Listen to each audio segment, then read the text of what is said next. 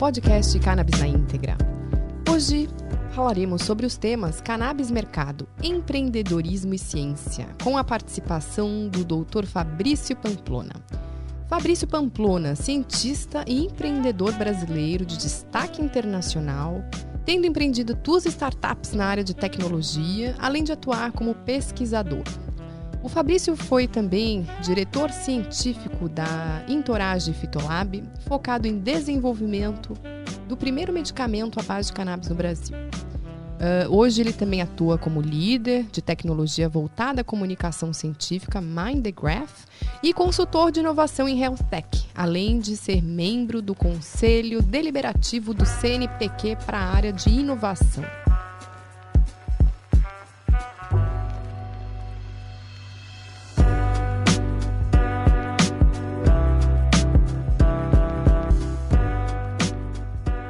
Primeiramente, Fabrício, muitíssimo obrigada pela sua participação no dia de hoje.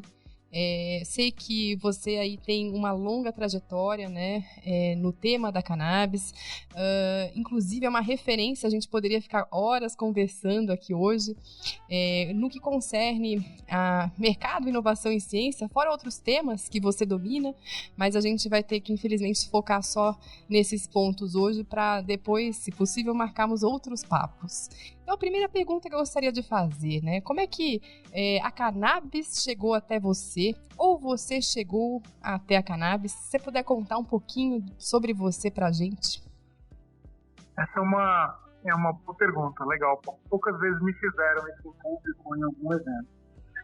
Bom, eu sempre fui um cara curioso pela ciência, né? E em determinado momento, como farmacêutico, eu me deparei com os remédios tarja preta, né, e com a farmacologia, né, que é a ciência que pretende entender como os medicamentos funcionam, né? E aí, dentro desse âmbito, no laboratório, tem muita coisa interessante, né? Eu me deparei com vários projetos que eu poderia seguir, entre eles algo que estava ressurgindo naquela época, isso eu estou falando dos anos 2002, 2003, né? Que era o sistema endocannabinoide.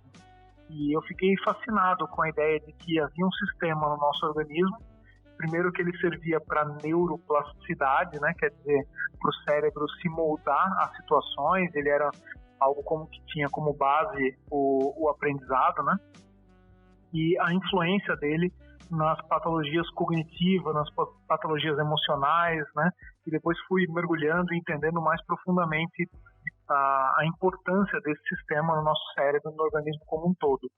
Foi daí a minha interação, né? Muita gente acha, porque eu tenho um trânsito muito positivo dentro, seja de ativistas, seja da indústria, né? Mas com os produtos relacionados a cannabis, que eu vim daí. Mas, na verdade, a minha origem foi em entender profundamente o sistema endocannabinoide e as suas funções do nosso cérebro. Foi daí. E aí eu me deparei com a realidade, né, que muitas pessoas estavam obtendo benefícios terapêuticos com a cannabis, e eu fui uma das poucas vozes aí no Brasil naquela época que olhava para a cannabis e via um modulador do sistema endocannabinoide, via algo que trazia efeito terapêutico, versus as outras pessoas nos congressos que frequentemente associavam a cannabis a dependência, prejuízo cognitivo e um monte de coisa ruim. Por isso é que eu me destaquei. Muito legal. E falando também aí no tema do acesso, né? A gente teve avanços bem significativos recentemente, um marco aí pra gente, acho que foi dezembro, né, Fabrício, com a liberação da 327, que, entre outros, né, estabelece os requisitos para comercialização, prescrição, dispensação, monitoramento e a fiscalização desses produtos aqui com fins medicinais. 5 meses depois que essa resolução saiu, né, que foi em dezembro, ou seja, em maio, a gente tem o início da comercialização com a entrada de um produto nas farmácias, dentro da 327, né, que ninguém previa entrar tão cedo, né, em comercialização no Brasil. Acho que foi um impacto aí para todos, né, e eu gostaria de saber, né, assim, você que está acompanhando isso de perto, né, o que você achou do fato de ser uma indústria farmacêutica e não uma empresa de cannabis, né, como todos prevíamos, E nos conte mais também sobre os bastidores para esse rápido anúncio e operação também, né, dessa vinda desses produtos aqui no Brasil. Bom, dá para falar muito tempo sobre isso, né? Vou tentar manter um pouquinho do foco. Primeiro, tinha dois perfis, né?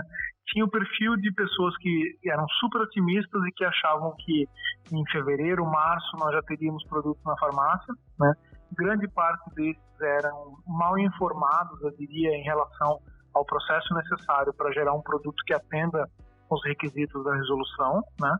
E tinha o outro lado de pessoas que imaginavam que começando um desenvolvimento a partir da data de publicação da resolução, né, ali em dezembro, você demoraria em torno de 2 anos para atender esses requisitos, né? O que aconteceu foi que havia empresas já realizando esses estudos, realizando a adequação técnica dos produtos para que eles atingissem um grau farmacêutico, né? Isso não é exclusividade da indústria. Eu sei que tem empresa de cannabis já bastante avançada também, que talvez consiga fazer a submissão de uma solicitação de autorização de comercialização esse ano ainda, mas o fato é que esse é um ambiente regulatório, né, o que foi criado no Brasil, e ele é muito mais familiar para as indústrias farmacêuticas, né? Causa sim uma certa surpresa, uma estranheza que as indústrias de cannabis, com tanta vantagem como tiveram, né? Eu mesmo, meu primeiro contrato com uma empresa de cannabis é de 2015, então você imagina, são quase 5 anos aí, em que elas poderiam ter se preparado, né? Não falta dinheiro no mercado de cannabis, grandes empresas aí poderiam ter entrado no Brasil antes, estão tentando entrar e realmente perderam pelo menos a competição inicial para uma indústria farmacêutica relativamente pequena do interior do Paraná, né? O que eu posso fazer agora é basicamente parabenizar essa empresa, né? Porque acho que, primeiro, eles iniciaram o processo de registro aqui no Brasil e garantiram, né, ou pelo menos conseguem fornecer um produto na farmácia para o paciente brasileiro, né? Eu me segurei quando eu fui falar garantiram, porque o preço, né, é bastante proibitivo para grande parte dos pacientes. Então, de fato, eu não sei se esse primeiro movimento já garante o acesso. Me parece que muitas das iniciativas quase de revolta dos pacientes, né, fazendo cultivos associativos, cultivos caseiros, né, individuais, etc., vão continuar, porque muitos não terão acesso, mas de toda maneira não dá mais para dizer que a maconha medicinal é um sonho ou é uma utopia, né? Ela já é uma realidade agora bem consolidada aqui no Brasil. Interessante seu ponto, né? Porque é normal, né? A gente teve um anúncio recente, esse produto está começando agora, tem uma questão de preço que é um desafio, mas infelizmente a gente está aí vivendo num modelo aí, né, de desafios no acesso de uma forma geral, tanto que a gente tem um número ainda restrito de pacientes que podem fazer uso, justamente por essa questão, até os importados, né? E vamos ver e esperar que outros avanços ocorram paralelamente, porque é isso que a gente espera, né, Fabrício? Cada vez mais a gente possa aí ter acesso em valores condizentes com a possibilidade que o Brasil abarca, né? Sem dúvida. Eu fico pensando, toda vez que a gente fala sobre tempo, né, sobre a ansiedade em relação a quando isso vai acontecer, né? Pô, já demorou. Eu sempre fico lembrando da figura do professor Carlini, né, que foi uma espécie de avô científico. Eu fui orientado pelo professor Takahashi, que foi orientado pelo professor Carlini, né? E imagina que ele publicou o primeiro artigo sobre CBD e epilepsia já faz mais de 30 anos. Né? Então, se a gente está ansioso, imagina as pessoas que realmente iniciaram esse campo no mundo, né? A maconha medicinal sendo tratada da maneira como ela hoje, ela é uma novidade que está chegando muito atrasada na vida das pessoas, né? Poderia ter ajudado muita gente. Você tem toda a razão, Fabrício. É uma pena, mas a gente vai chegar lá, eu sou bastante otimista. A gente que já percorreu aí tantos frios na barriga, né? Agora vai, agora vai. Eu acredito que agora a coisa vai evoluir, assim. Eu tô bastante, assim, feliz até porque, mais uma vez, não é o ideal, gente, mas pelo menos a gente está avançando. E agora, trazendo um outro assunto aqui interessante para a gente conversar, na perspectiva de empreendedorismo, né? Eu sei que, além de farmacêutico, cientista, pesquisador, blogueiro, consultor na área de cannabis, pai, você também é empreendedor, né? E sei que você está envolvido em alguns projetos bem inovadores na área de cannabis, um deles, inclusive, sobre testes genéticos, né, para melhor eficácia do uso dos canabinoides nos diferentes tratamentos possíveis, que a gente sabe ser um desafio, né, a gente conseguir aí trabalhar essa medicina personalizada que é a cannabis. Então eu gostaria que você contasse um pouquinho pra gente, porque eu fiquei bem curiosa sobre esse projeto, eu acho que todo mundo aqui quer ouvir. Que legal, agradeço pelo espaço. Bom, primeiro eu queria deixar um recado, assim, né, porque tem muita gente se interessando por esse espaço, né, de cannabis. Claramente nos Estados Unidos, no Canadá, em vários países aí que iniciaram antes do Brasil, houve um boom, né, de novos negócios. Há sim muito espaço para empreendedorismo.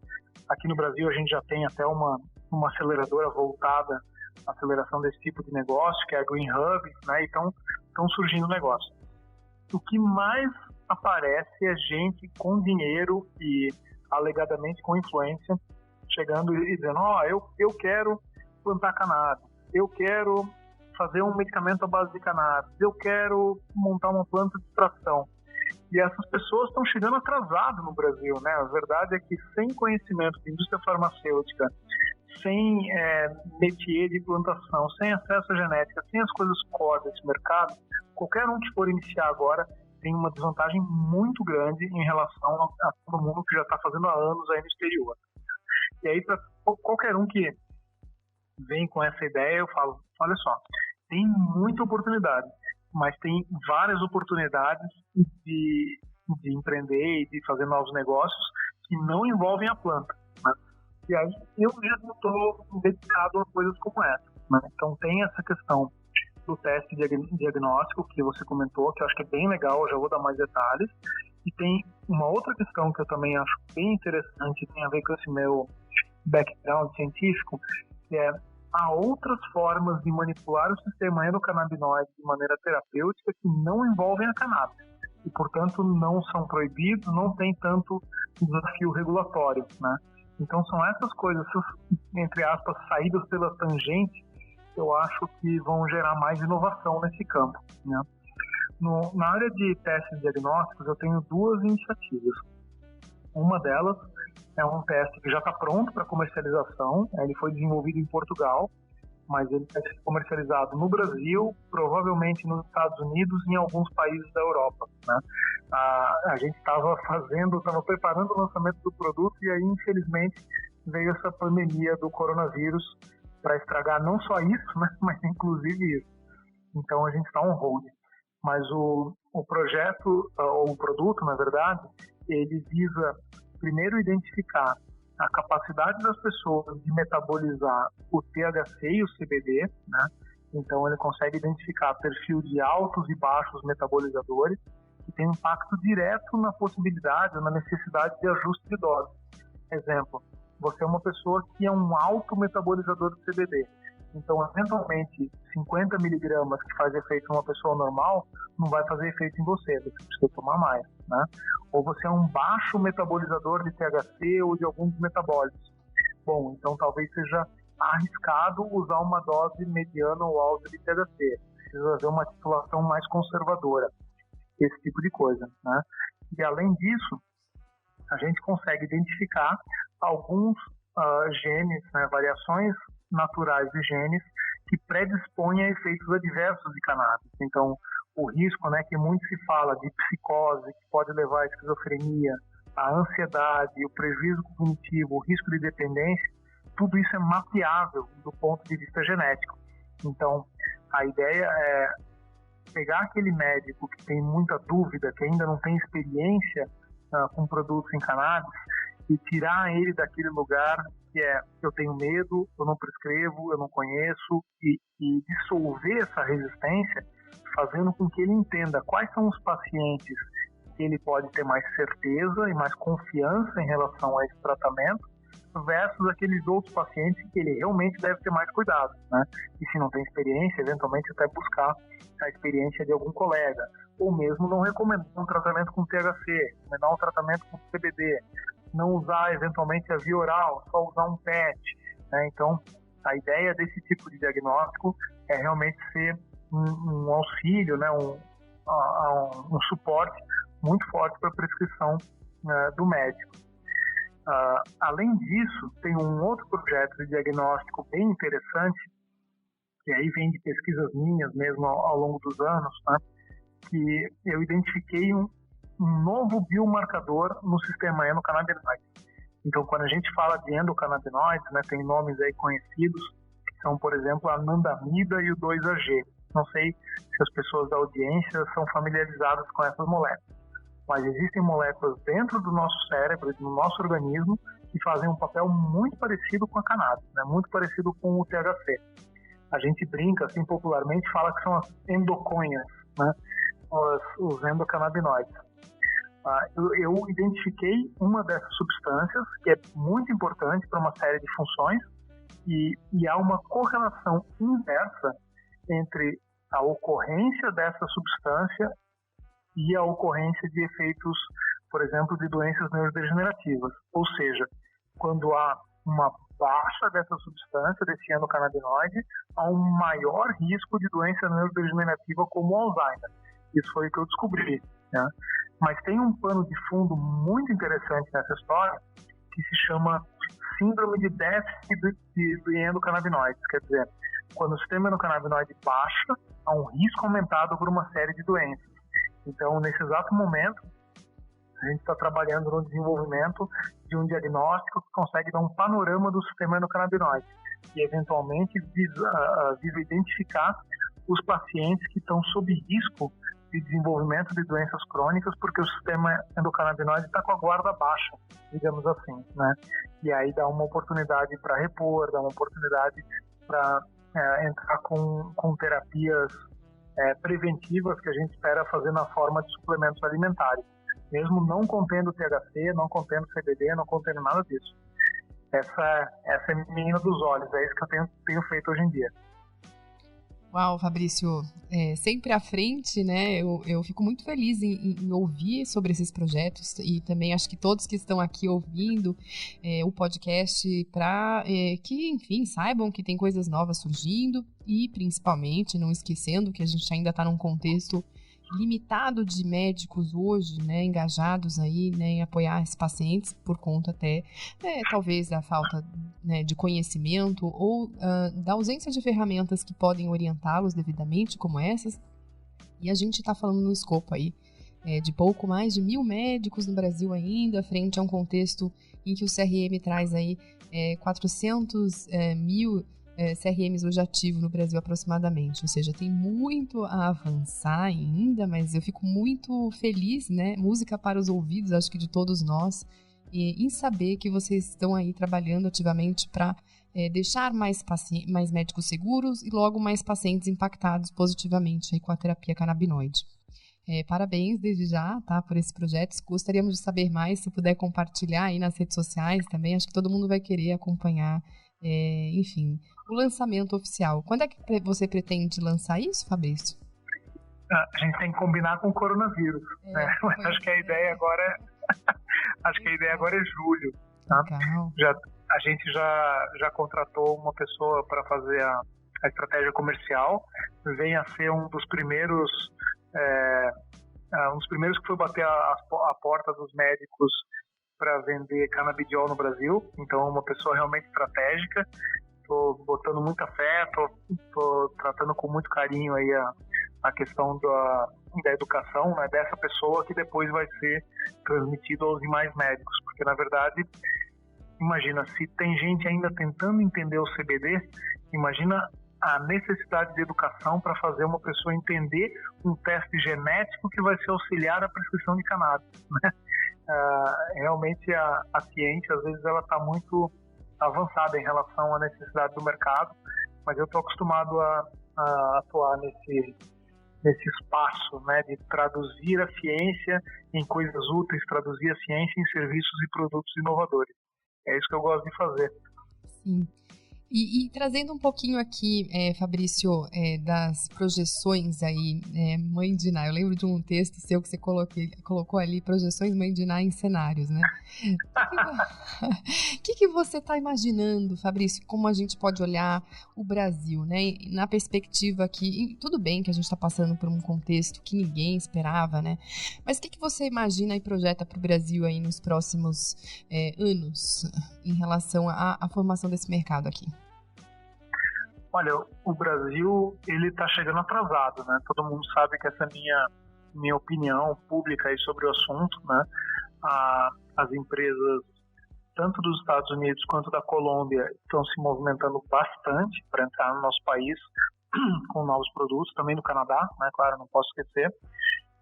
E acho difícil existir uma indústria genuinamente brasileira, de raiz, de base, partindo do cultivo, extração, etc., como aconteceu nos outros países, né? Eu estava mais otimista em relação a isso alguns anos atrás, quando eu trabalhava em projetos dessa natureza. Hoje, eu não acho que a gente tem condição de ser competitivo na vertical como um todo, né? Comparando com empresas colombianas, por exemplo, o que é um problema, né? Mais uma vez, me parece que, dada o posicionamento de que os produtos sejam farmacêuticos, né? E a necessidade de extração e cultivo que não podem ser feitas no nosso país, portanto, a gente fica dependente de dois setores. Um, do insumo internacional, e dois, da indústria farmacêutica, que até acha a cannabis interessante, mas, na verdade, tem várias outras coisas para fazer, né? Essa é a verdade. Eu tive presencialmente com, eu diria, diretores de todas as indústrias nacionais, todas mesmo, não é a força de expressão, né? Na época que eu estava à frente do desenvolvimento de produto de cannabis de uma startup aqui no Brasil, que todo mundo conhece, e todos eles mostraram interesse. Tá? Ninguém saía de uma reunião dizendo, acho que cannabis não tem potencial, acho que isso é uma balela, acho que não vai ter mercado no Brasil. Pelo contrário, eles saíam com os olhos brilhando, falando, nossa, isso é o futuro, que interessante, quanto potencial, nossa, vai tratar muita gente. Mas nenhum deles teve culhão suficiente para bancar o projeto, né? E é engraçado, porque os números, quando a gente fala de investimento nesses projetos, né, eles são iguais aos números de qualquer medicamento, né? Então, por um lado, eu entendo que a indústria brasileira é pouco inovadora e vai continuar tendo esse papel secundário de consumidor, portanto, o nosso país, por tabela, também vai continuar tendo esse papel secundário de consumidor. E, por outro lado, no aspecto regulatório, né, os requisitos impedem que qualquer outro player, qualquer outro interessado faça parte desse mercado, né? Então, é um mercado que foi desenhado para a indústria farmacêutica. A indústria farmacêutica não teve o empenho, o arrojo necessário para lançar produtos na área e o paciente vai ficar refém de iniciativas internacionais, né? Mesmo como a gente fala desse produto brasileiro que recebeu autorização de comercialização, etc., em partes, né? Porque de verdade o insumo está sendo importado.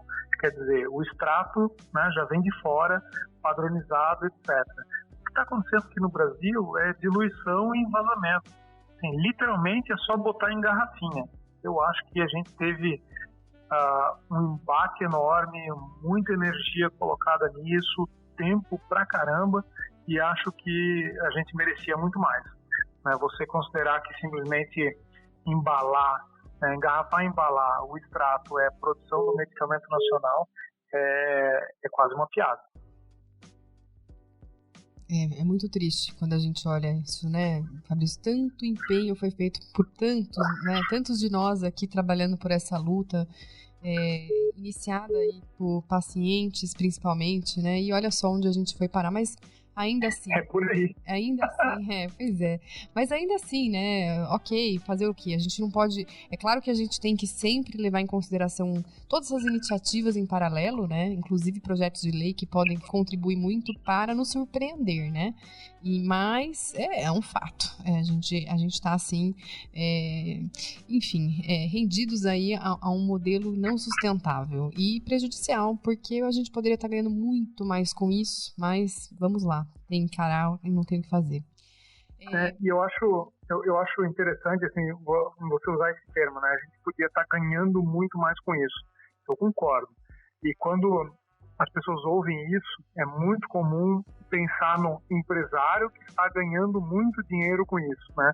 Até já vi manifestações do tipo, que absurdo, agora esse produto registrado é um monopólio, eles vão ganhar milhões, etc. Eu acho um erro danado, porque quando um novo produto é introduzido no país, no Brasil, por exemplo, tem muita gente que ganha. Não é só empresário, né? Claro. Você gera toda uma cadeia produtiva, tem vários empregos envolvidos, tem vários pacientes que são assistidos, tem muitas pontas aí onde se gera valor, né?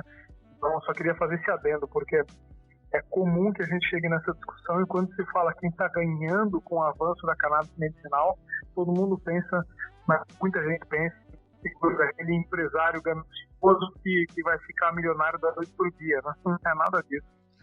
Exatamente, né?